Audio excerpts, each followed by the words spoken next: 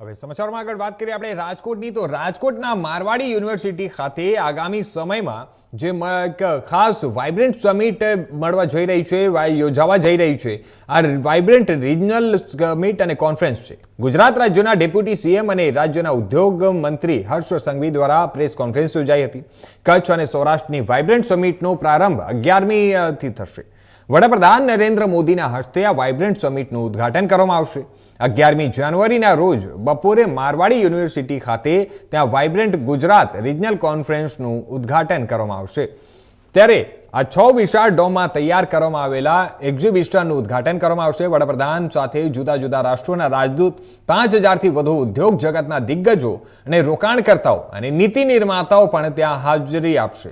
Vibrant Gujarat regional programme થકી સૌરાષ્ટ્ર પ્રદેશની ઔદ્યોગિક, આર્થિક, કૃષિ, ઉર્જા, મત્સ્ય ઉદ્યોગ, પ્રવાસન, science and technology, defence and startup ક્ષમતાઓને રાષ્ટ્રીય તથા વૈશ્વિક મંચ આપવામાં આવશે। 2 દિવસના કાર્યક્રમ દરમિયાન ટ્રેડ શો અને પ્રદર્શન, MSME conclave, vendor development programme, round table ચર્ચાઓ, નારી શક્તિ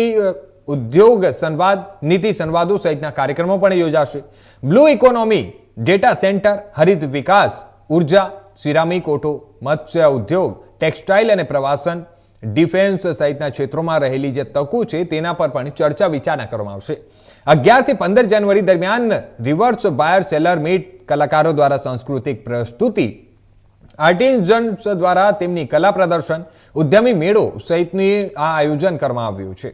આજે દિવસ દરમિયાન ઉદ્યોગકારોને મળવાનું છું અને તેમનો પ્રશ્ન અંગે તેમની સાથે પણ ચર્ચા કરવાનું છું, તે પ્રકારે ત્યાં હર્ષભાઈ સંઘવીએ જણાવ્યું હતું। રાજકોટ સહિત સમગ્ર સૌરાષ્ટ્રમાં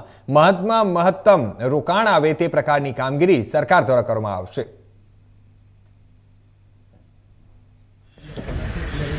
આજે વહેલી સવારથી રાજ્યના સિનિયર કેબિનેટ મંત્રી,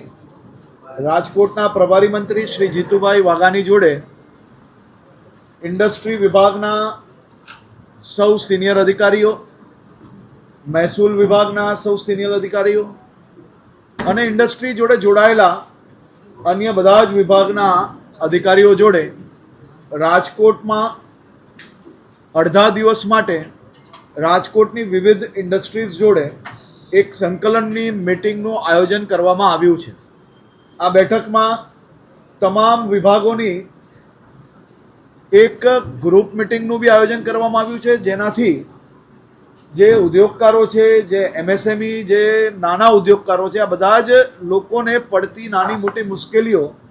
કે વધુમાં વધુ ઇન્વેસ્ટમેન્ટ કઈ રીતે ઝડપથી સૌરાષ્ટ્ર અને કચ્છ રિજનની અંદર લાગુ પડી શકે તે માટે કઈ રીતે અને શું મદદની જરૂર છે તે માટેની આ બેઠકનું આયોજન કરવામાં આવ્યું હતું। આ બેઠકમાં ખાસ કરીને વિવિધ સંગઠનો દ્વારા થોડા દિવસ અગાઉથી બી પ્રશ્નો મંગાવવામાં આવેલા હતા અને પ્રશ્નના માધ્યમથી અનેક પ્રશ્નોની અંદર કઈ રીતે નિકાલ લવાય તે માટે વિભાગોએ એક સંકલન બેઠક પહેલાંથી કરી લીધી છે અને આજના દિવસે આ અલગ અલગ સંગઠનો જોડે બી આ બાબતે ચર્ચાઓ કરવામાં આવશે। આપ જાણો છો કે રાજકોટ એ આવનારા દિવસોમાં એક ગુજરાતનું ખૂબ જ મહત્ત્વનું મેન્યુફેક્ચરિંગ સેક્ટરની અંદર ગ્રોથ એન્જિન છે જ, પરંતુ હજી બી વધુ ઝડપથી રાજકોટની અંદર વધુ ઇન્વેસ્ટમેન્ટ દેશ અને દુનિયાભરના કઈ રીતે આવી શકે તે માટે રાજ્યના મુખ્યમંત્રી શ્રી ભૂપેન્દ્રભાઈ પટેલના માર્ગદર્શનમાં વાઇબ્રન્ટ ગુજરાતને આ વખતે રિજનલ સમિટમાં આયોજન કરવામાં આવ્યું છે। રાજ્યની ભારતીય જનતા પાર્ટીની ભૂપેન્દ્રભાઈના નેતૃત્વની અને ભાઈ હર્ષભાઈના માર્ગદર્શન અને સહકારથી ચાલતી રાજ્યની સરકાર સૌ પ્રથમવાર આ પ્રકારે અલગ અલગ જેટલા 10 જેટલા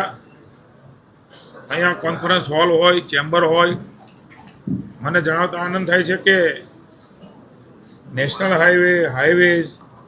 રૂડા, આરટીઓ, જીએસઆરટી ઇન્ડસ્ટ્રીઝને જેટલા પણ ઘટક લાગુ પડે છે એ તમામ લોકોની સાથે અલગ અલગ 10 જેટલા રૂમમાં સમગ્ર સૌરાષ્ટ્ર કચ્છના વેપારીઓ, ઇન્ડસ્ટ્રીયાલિસ્ટો જે પોતાનો ઉદ્યોગ વ્યવસાય કરીને રાજ્યની અર્થતંત્રમાં મદદ કરી રહ્યા છે, અમારા સૌ ધારાસભ્યશ્રીઓ જેમણે સતત રાજકોટની અને સૌરાષ્ટ્રના સૌ ધારાસભ્યોએ પોતપોતાના જિલ્લાની ચિંતા કરીને માની મુખ્યમંત્રીને નાયબ આપણા માની મુખ્યમંત્રી હર્ષભાઈ જે ઉદ્યોગ પ્રધાન પણ છે એમને વાત કરી અને એમના કારણે સૌ પ્રથમવાર આ પ્રકારે એક ઝોનની અંદર રેવન્યુ એસીએસ આવે, ઇન્ડસ્ટ્રીઝ એસીએસ આવે, તમામ અલગ અલગ ડિપાર્ટમેન્ટો હું તો